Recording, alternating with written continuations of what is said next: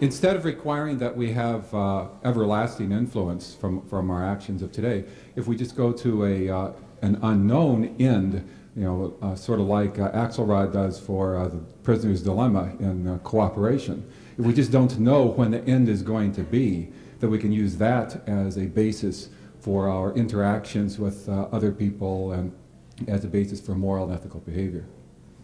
Well, there's a couple of ways to think of that. If that unknown point leaves a possibility, then I'd go with my argument that if it's possible, if there's some positive possibility, that's what you go with, and I think we would probably agree. If what you're saying is that, in some sense, ignorance of original conditions or final conditions improves our freedom, no thanks. Because that means that more ignorance makes you more free. Let me get a question for another panelist from this side. Hi, my question is for Dr. Shermer. Dr. Shermer, on a list of people who used the absolute ethics to justify what their evil deeds were, such as Hitler and the abortion clinic bomber, you also included a quote by Richard Nixon that denounced communism as evil. And I would ask you, would you also include a quote denouncing Nazism as evil on that same list, and why or why not? From who? Quote from who? Anybody? From anybody. Oh. I wasn't, the use of the quote was to show the them versus us concept and how it's used by everybody. That doesn't mean there can't be. I wouldn't say Nazism is by nature evil. I think Nazis do bad things. It's just humans do bad things and good things. Most of the time they do good things. 10,000 acts of kindness every day that never gets reported in the news. Nobody writes books about it. In fact, the reason Oskar Schindler's a hero is because he did what any of us would do. We help people, but in a context where it mattered so much that it elevated him. Otherwise, he could have just been an Amon Gert. So there, we're just evaluating behaviors. I like the idea of just thinking about behaviors and things people do rather than some innate value that's attached to it permanently. I can't see that evolution would have created that. Okay. I want to try and work through as many questions and speakers as possible. So let's try and we can always talk at lunch, too. Hit one of the other panelists. Is there a question for one of the remaining panelists who has not been asked a question yet on this side here? Well, I have a question. You were discussing that I won't kill today, but my impression is among the Indians you studied, it was probably a good thing that some of them went out and did that kind of stuff, and the society honored them for doing it. I don't think the question is a fair representative of how humans think, act, and behave. They don't consciously wake up in the morning and say, well, should I go out and kill somebody today? No, I don't think I will. But people do kill regularly on lots of days, but it's a response to some perceived or real threat. And they usually think they're being a good person. Right. I mean, one of the things in this discussion of morality and ethics that I noted the conspicuous absence of, actually two things. One of them is a very important book by Richard D. Alexander called The Biology of Moral Systems, and maybe Hartung, who addressed these issues, and perhaps even Michael can make some comments on Alexander if you feel it's warranted. The other thing is, and this comes out of Alexander's book, not enough emphasis, I felt, was put on the whole issue of societal laws and the whole function of how laws come into being and on what basis these are made, and the extent to which many of these laws, in fact, as Michael pointed out briefly, have an awful lot to do with controlling the reproductive efforts and competition and competitors around you. That's basically all I'd like to say. Can I, in the absence of a question, just throw in a thought as we're going along, in the spirit in which Nat was talking there? From some of the things I was saying yesterday, it seems to me that two things are extraordinarily important. One is I don't think you can be moral or be ethical unless first you have a sense of self, and secondly you have a theory of mind. If you think about it, you need to know other people's mental states before you can be in a position to be able to do anything which you could define as being moral or ethical. So some of the boundary cases give you some very interesting examples there.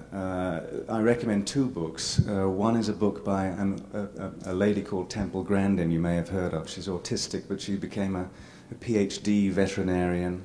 She has a hug machine. Have any of you seen her? Yeah, all right. That book is remarkably interesting. There's also an essay about her by Oliver Sacks called, in his collection, An Anthropologist on Mars.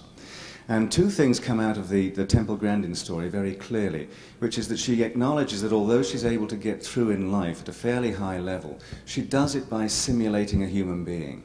She does not have a very effective theory of other people's minds. She cannot, from their emotional, from their facial expressions and so on and other signals, intuit their mental state, which is something that we do automatically. We do much of what Michael was talking about, much of what Jeremy Bentham was talking about, intuitively.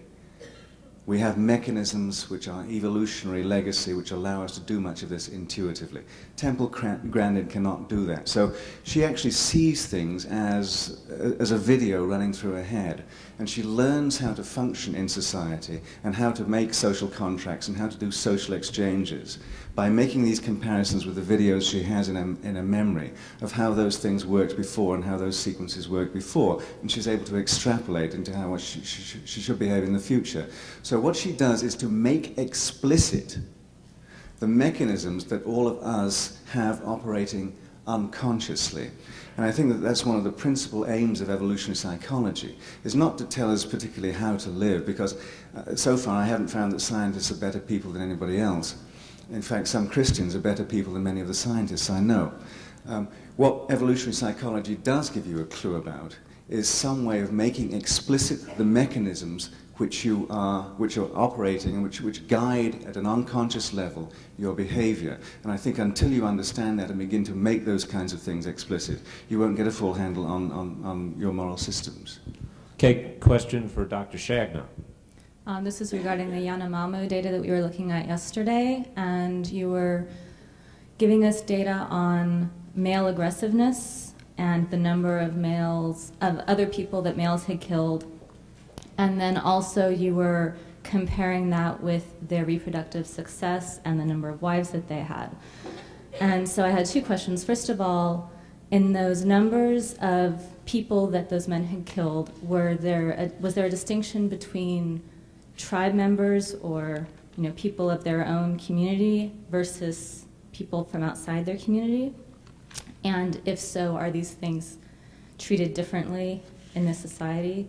And then also, since the people have often many wives, and since women seem to be what they're fighting over, and therefore there seem to be extramarital affairs, do you have concrete evidence that those children are all really of those males, and therefore it really is fitness, reproductive fitness? Well, I'll make a brief comment on your latter comment. Dick Alexander, the man I just mentioned, once made a very poignant comment about the statement I made about a guy named Shinbone, that's his name in English. It was Matakula was his name in Yanomamo, who had 43 kids, and one of his wives only had, he had some 8 of them from one wife, and he corrected me and said, well, Shinbone thought he had 43 kids. His wife knew she had 8 kids. Regarding the first part of your question, I didn't distinguish in the data that I showed in the slide yesterday. Was it yesterday? Yeah, God, it seems like 2 weeks ago. The origin of the individuals who were the victims of these unokais. In some cases, they were from their own village. And your question raises some very interesting theoretical issues in anthropology, and how do you distinguish between war and homicide, because a lot of killings that take place don't really fit into the Clausewitzian notion of warfare, and that's an argument that I'm having with some of my colleagues in anthropology. I think Clausewitz theories about war being the extension of politics by other means, and something that nation states who are politically independent and territorially defined are the entities that engage in war. It's not that kind of thing in the primitive world, where it's very difficult to distinguish two different groups from each other, and in some cases the two groups were once the same village.